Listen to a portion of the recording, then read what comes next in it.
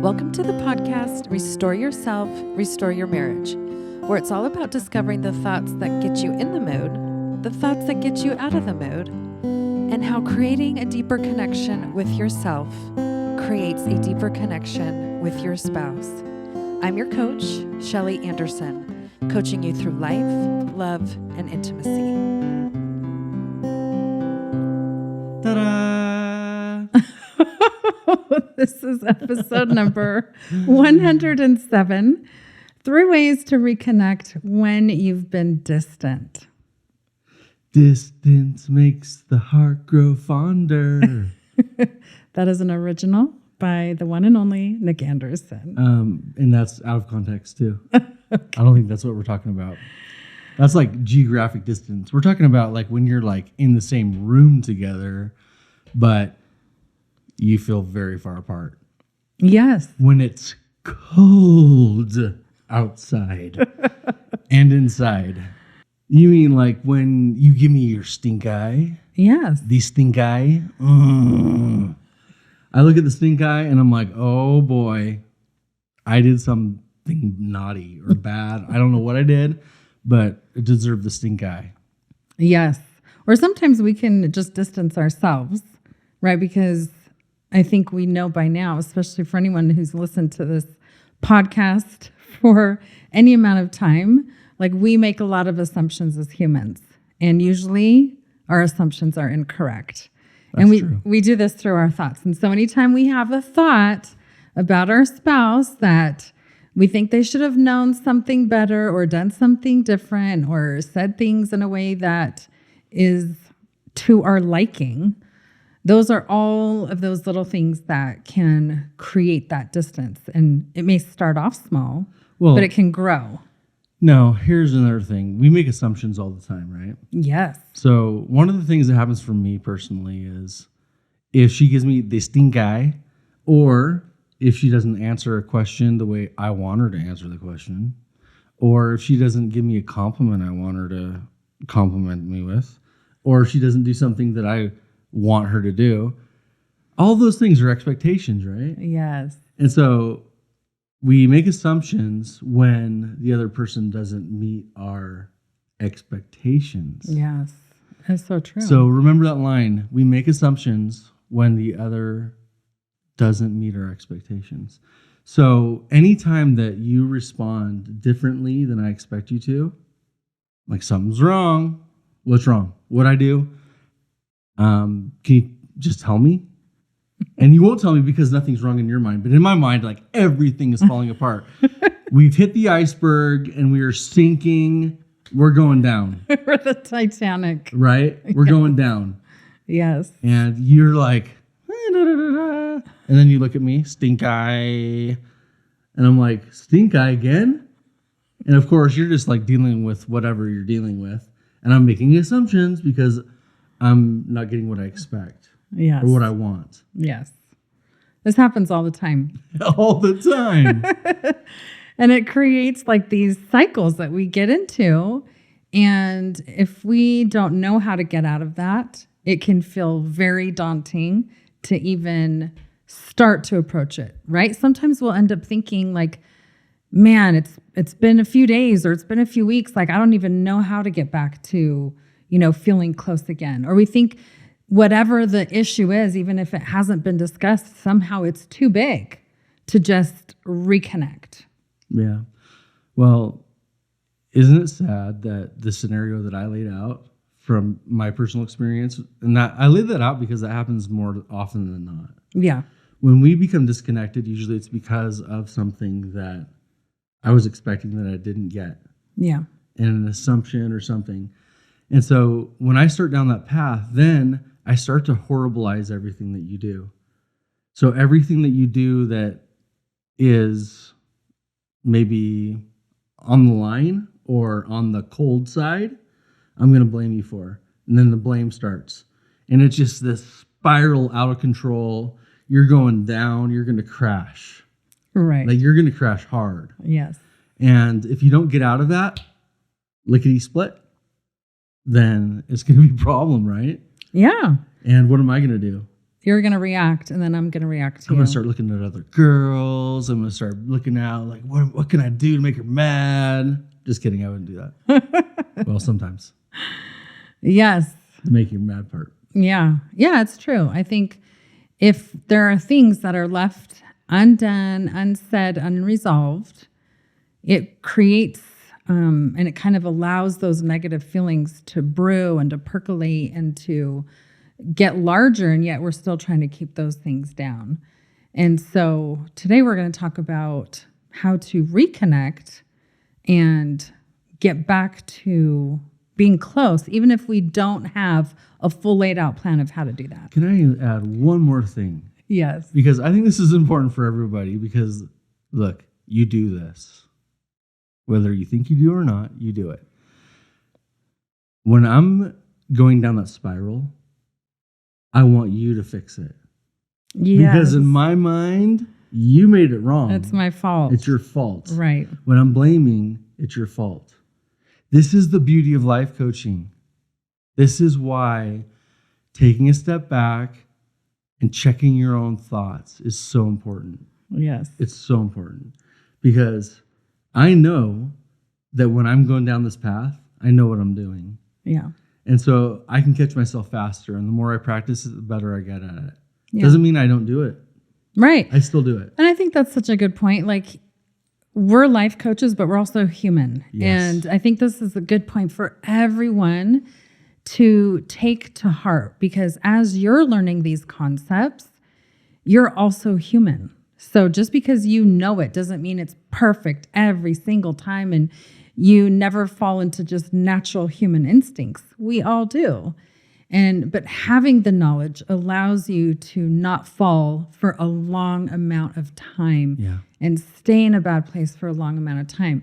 When you have that awareness, you can say, okay, I know where I'm at. It's probably not the best place to be. How much longer do I want to stay here? And usually if you're asking yourself that question, you're pretty much ready to get out of it. You know what I did the other day? What? I threw a chair. You did? Yeah. I picked up a chair and I threw it across I was at a campground. Yeah. And I just threw it. And I was making a point, right? But I was also like getting myself reset. Yeah. Like, so sometimes you just have to just and throw a chair. And then you're like, okay, now's the time. I'm ready to reset. Okay, let's talk. Yeah. And if you have to do that, if you have to throw a plate or a cat, then do it.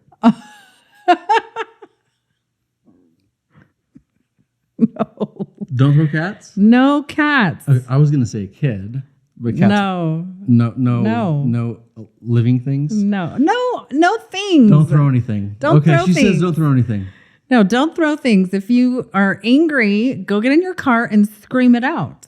That's way better than throwing plates at people. Okay, another sidetrack. Have you ever gone out into the woods and just howled? I have not howled. I have screamed in my car before. Okay. Either scream in your car or go out in the woods and howl. It feels so good just to let it all out. Well, I have to say this. If you're a mom and you are taking care of kids, you can be the most frustrated. You can't go out to the woods to howl. Okay. Screaming should suffice. Then. Yes, screaming can do All that. right. Okay, so let's talk about this concept of being able to come back and reconnect. So I want to just share a few definitions about this word reconnect because they have some really awesome points in these definitions. So to reconnect means to connect back together or to connect again, to reestablish a bond of communication or emotion.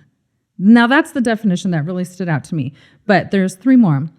To improve a relationship that has become less close, to create a relationship with someone again after a period of time, and finally, to be linked together again.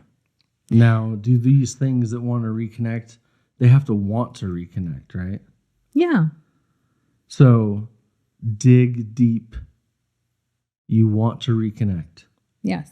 Because sometimes I'm like, you know what? I don't feel like reconnecting right now.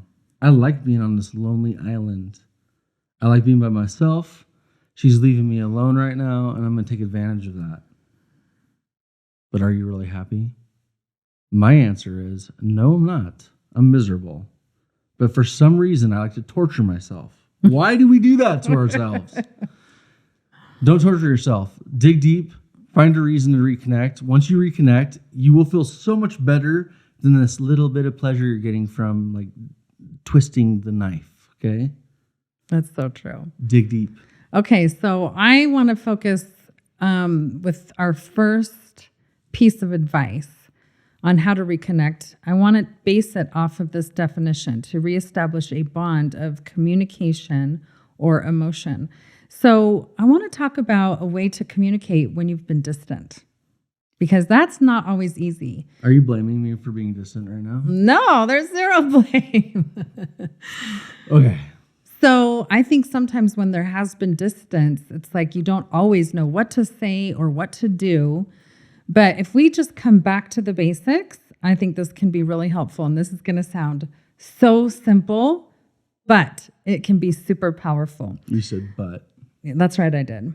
So we're going to use an I statement, but I want to give you 3 ideas.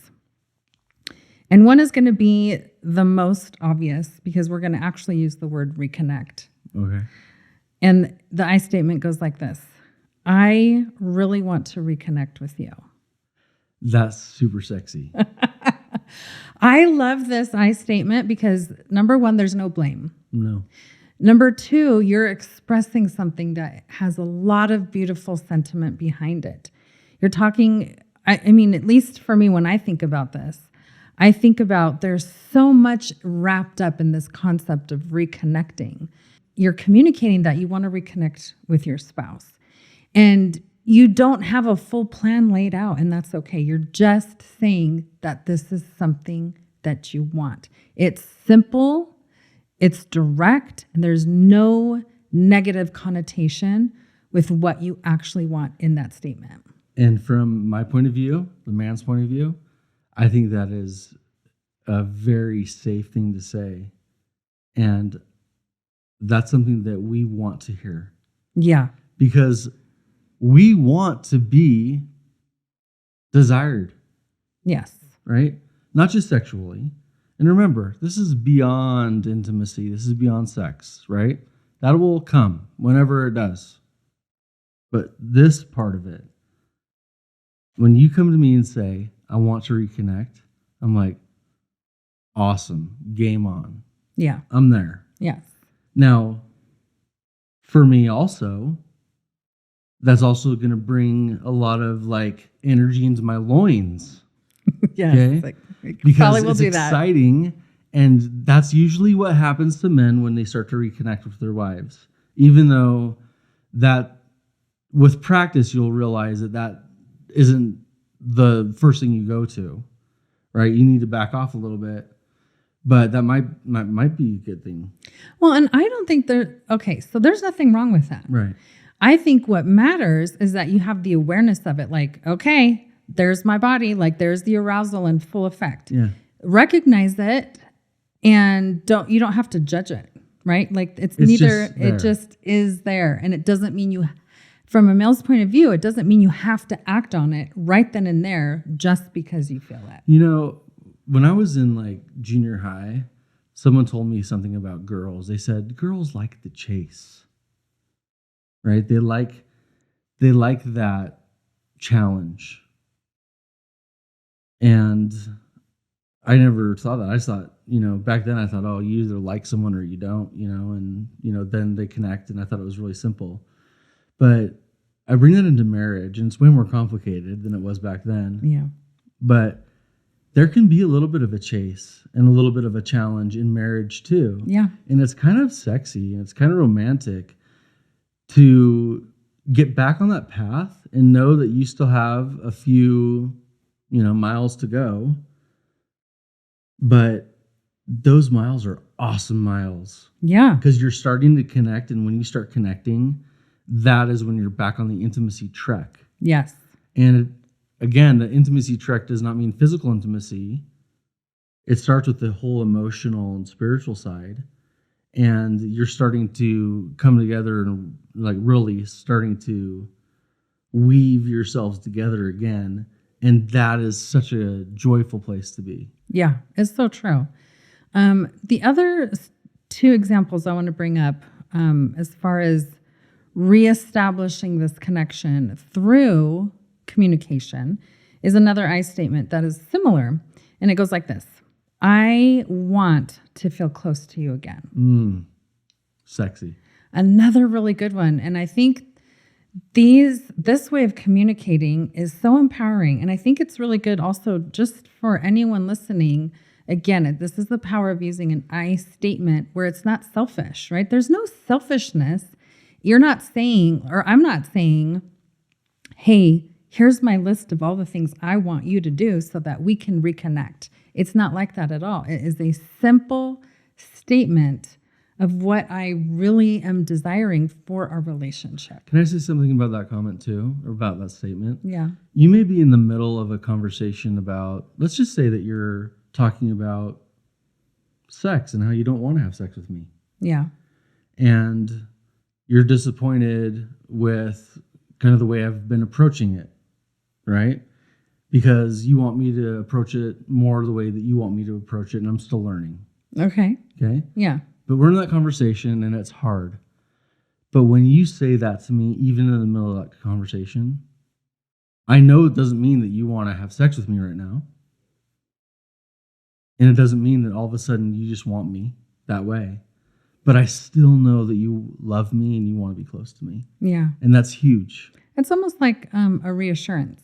It is such an incredible reassurance, because if you don't say anything like that to me, if you're not wanting to be intimate with me, then I'm going to think that you don't want to be close to me at all in any way. Yeah. And you don't love me anymore. Yeah. And you can see again how our thoughts can just lead us to spiral and spiral and spiral. And then, of course, that's going to ripple out into so many other areas of our lives. We men are very emotional. We just don't share it a lot. Yeah. And so that's something to remember, that, for husbands and wives, we all are so vulnerable to spiraling emotionally. Yeah. And if we hear or don't hear certain things, we can horribilize the situation. And saying something like that, I want to be close to you, is huge, right? I want to be close to you while we work this out. Yeah. I want to stay connected while we work this out. Yeah. We have some things that we need to talk about, but I want to be close to you while we do it. Yeah. Awesome. Yes. And that's very similar to the third example I have, which is this: I want to reconnect, but I don't know how to do that right now. So it's almost like it's the same sentiment, but you're also expressing like, I'm at a loss here. Like I want to move forward. I want to reconnect, and I just don't even know how. But it's still taking a step in that right direction. And it's also showing a bit of vulnerability. It's showing a bit of openness, a bit of willingness. Like, hey, I don't know how to solve what it is we're facing, and I'm okay with that. But I do want to reconnect. I do want to feel close, and I don't know how to approach it. What I love about that one is that you're saying something that's true, but you're also inviting a conversation. Yeah. So this is a great third one. And I even think this is a great, these are great. All three of these are wonderful. But this one's awesome because you're opening the conversation, and that is one of the most incredible ways to reconnect. Yeah. Is to start talking. Yeah. So all of these are wonderful and vulnerable and non-threatening. And I think that anything that opens up conversation between the two of you is the best way to reconnect fast. Yeah. So for us, whenever we are in this place where we're distant, it takes one of us just to say, what's going on? Or whatever. Yeah. Or I want to be close to you. I miss you. We say that one a lot, actually. We do. I miss you. Even though we're together all the time. Yes. I miss you. Yeah. And you know what that means, because that means that we haven't been connected. And that's an opportunity and an invitation to talk about it and to fix it. Yeah. And I love when we do that. So I hope that you guys can take these things and use them right away. Yeah. Well, and also I think going along with communication, this is the word that starts with the letter C. Sometimes it takes a little bit of courage. It's Yeah. also a C word. And that's why I like these examples, because sometimes communication can get very muddled, especially if we start a sentence with the word you. Everyone's defenses go up, right? Because it's usually that we're going to say something blaming. But we can have courage when we start a conversation with one of these sentences and this I statement. This can give us the courage we need to start to reconnect in a way that we know is not going to make things worse right then and there in that moment, because we're not blaming. We're not saying something that is going to throw our partner off, our spouse off. So I think if you can remember communication and having a little bit of that courage while we're using these I statements, I think that will go a really long way. One thing that's amazing about this is that whenever you're distant, whether you've been married for 2 days or 2 decades or 50 years, right? Yeah. It's scary to come back. It's so crazy when you're so close to somebody, but when you have a little bit of a distant falling out, it's not really a falling out. It's not like you're, separated, but emotionally disconnected. It's amazing how difficult that can be. That's true. Even with the person that you're the closest to. And so using these tips regularly will really help you to stay connected. And when you feel off, you come back together faster. And the more you do this, the faster you'll be able to fix those things. And I think that's probably what these skills do more than anything.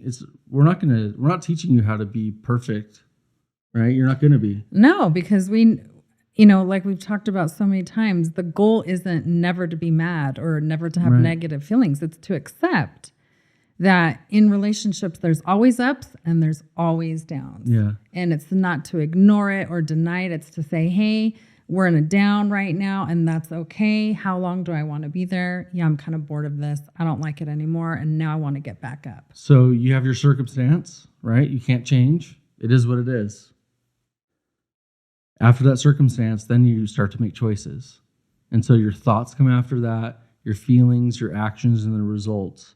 So that order of things is what you should keep in mind all the time. And if you can do that, then you're going to be able to fix yourself, right? Restore yourself, and that will restore your marriage. When you're both doing that together and working on it, it'll be magic. It really is. It works. That's true. It works for everybody. Okay, so that was my tip number 1. Do you have tip number 2? So my tip is to scare the other person. And so, What the heck? so I think if you feel distant, like one of the things that you should do is hide around a corner. And when the other person is walking into like a room or something, you wait very quietly. And then you jump out This in is front of the them worst. and you scare them. That's what I think is the best way to reconnect. Because what that does is it increases all of your neurotoxins, all of the things going on in your brain. It gives you a lot of adrenaline Yes. and laughter Yes. and silliness. And I think that's a fun one. So if you're feeling disconnected, you better watch out. Your spouse might scare It you. can scare you. Okay, tip number 3. This has to do also with the definition of to reestablish a bond of communication or emotion. So when you have a bond with somebody and you're trying to reestablish that, it means that you are basing your relationship on things that are shared. Shared emotions, shared interests, shared experiences. And so, but also when there is a bond, there's also something that is holding things together. So it is those 3 things, but there's also, when you think of a bond, there's something that there's an attraction there. Mm-hmm. And so I think it's also important to remember that, like that's part of it. That's initially what brought you guys together in the first place, is that there was some kind of attraction. And so in this third piece of advice, we're going to spend a minute reflecting on that. But we also have to remember that when we want to reestablish and reconnect this bond with our spouse, that there is something that is also uniting, that there's some kind of force there. And I think that we sometimes can easily dismiss these kinds of concepts, right? But I think it's good to put them back in. So here's a couple of examples on ways that we can do this. And it's also going to come in the form of communication, but it's going to be different than the first example. So here is one way to kind of help reestablish this connection and this bond. You could say something like this, I was just reminiscing about, and then you share something specific, right? It could, like when I was thinking about this, I was like, okay, what is a memory that I really enjoy between us? Now, this is going to sound maybe lame to some people, but as I thought about this, I was like, this is a great memory. I love it. And what I was reminiscing on was when Blockbuster still existed, and you actually had to go to Blockbuster, you had to have a membership, you had to check out the movie that you wanted to watch. And I remember the first time we started to binge watch a show, and it was the show called 24 with Jack Bauer. Yeah. And it was a magical time because we were like, wow, this show is so intense. Let's just go to Blockbuster right now again and get the next one. I'm going to need the hacksaw. That's right.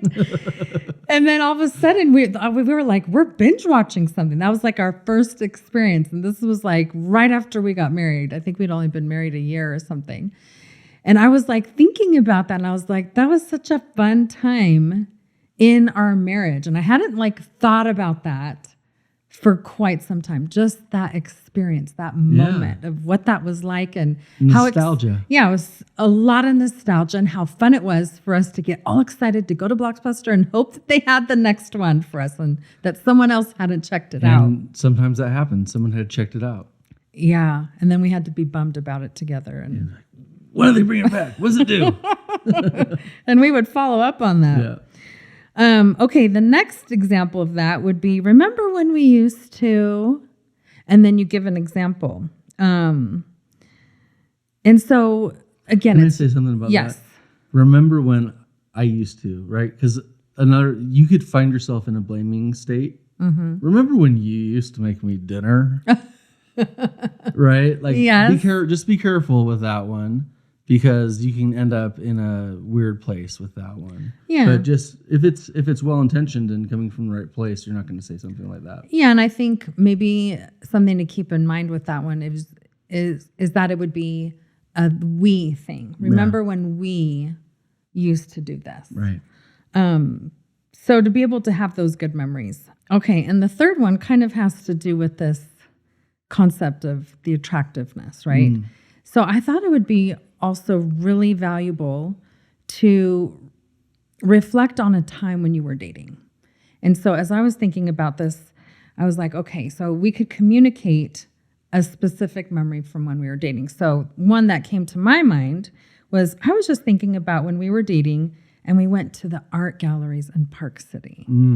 Oh, that instantly brings back so many fond, wonderful, exciting emotions and memories. Like, I just remember so many little details about that date.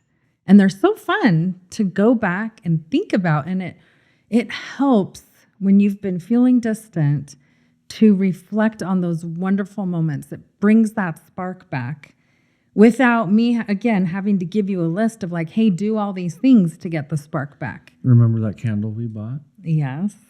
Remember the smell? Yeah, I do. See? It's awesome. And so being able to take a moment, it's a gift you give to yourself. And it's a gift that you give to the marriage and your spouse. And I know I've said this already a couple times, but I think it's so important to know that that is powerful. It's something that you guys did together. It's something that brings back to your thoughts, which have, for the most part, been spiraling negatively. it brings back to your memory and your thoughts the wonderful and positive. Now, that doesn't mean it dismisses any of the things that we have to figure out or we have to talk about. But it's able, when we do this, we're able to start off with emotions that are positive. So that means that when we go to have that discussion or we say like, okay, let's talk about this thing, our emotions are already in a clean place. So it makes that discussion so much different than it would have been if we had never tried some of these things. Yeah, that's so true. It turns on all those sensations. Yes. And also I want to point out these examples all tap into something that are called bridging emotions. Sometimes we think that if I'm feeling negative, I just have to feel positive. If I'm feeling angry, now I have to feel happy. And sometimes that jump seems too big for us. Yeah. But when we focus... It is too big. It is too big for most of us. It is too big. When we are able to focus on, something kind that our spouse did or a wonderful memory we share, things that we used to do together, those are all bridging emotions that help create that gratitude, that thankfulness, that time of reflection. And those emotions are what then enables us to go to the emotions that would eventually lead us to want to have sex with one another again. Yeah. Well, I mean, eventually. Yeah. But even just to be connected again. Right. To want to be together and to remember how fun you are, right? It's so easy for us to think, oh, she's just a boring housewife now. Right. You've done all that for our family. You've become a boring housewife. Yes. For our family. Yes, I've done that. It's so terrible. It's horrible. But it's all about perspective, right? Yeah. Like I can think of you as a boring housewife because the media tells me to think of you that way. And I'm just the boring husband. I go to work, come home, pay the bills, we have dinner, put the kids to bed, do it all again the next day. It doesn't have to be that way. Right. I should still remember you as you are. And that is a woman that has desires and needs and wants and creativity and all this power and ideas and excitement and all these things that are inside of you. And it is my job and your job, both of us, to get this out of each other and to keep it flowing, right? It's like, when you're using a paintbrush and you're just painting and the roller gets all like matted and then you wash it and you're like, oh, it's fluffy again and it feels better the next time you do it. Like you got to wash it every once in a while. Maybe you got to wash your relationship, get the bristles out. I don't know. But we need the extra flair. And without that extra flair, things can get pretty boring pretty fast. And I think we both owe that to each other. Yeah. It's not something that one of us has a job to do. But if we don't do that, then we'll start to see each other differently. And that's really when you start to age and you start to get really unhappy and kind of boring. And you're just surviving at that point.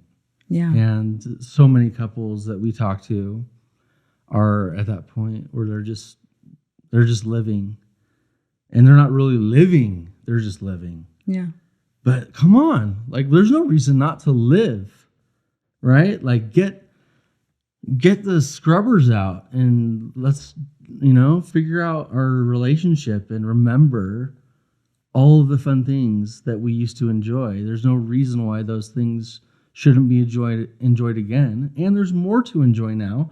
There's way more funny things to talk about. There's way more to talk about because you got your kids, you got other people to talk about. We don't encourage gossip, but between couples, you're allowed to gossip between couples, right? I mean, you're just allowed to analyze the world. Yeah. You're allowed to talk about situations and situational awareness and what should we do with this situation. It's fun. There is no game. Now, I'm not a big game person. I don't like board games. I know. I love Scrabble though. No, because you don't. it's our favorite game. But when I think, and probably the reason why I don't like board games is because I see life kind of like that. Like life is really such a game because you never know what's coming. There's always something new. It should never be monotonous and boring. There's always new things to figure out and discover. I mean, I figured out a few things even just during this podcast. Like Scrabble's awesome. I'm gonna test these things in a little bit. But I think that's enough for now. But seriously, wake up. Wake up. It's time. Okay? It's time to invigorate your relationship. And if that starts with you, it starts with you. It's time. We don't have time to be apart.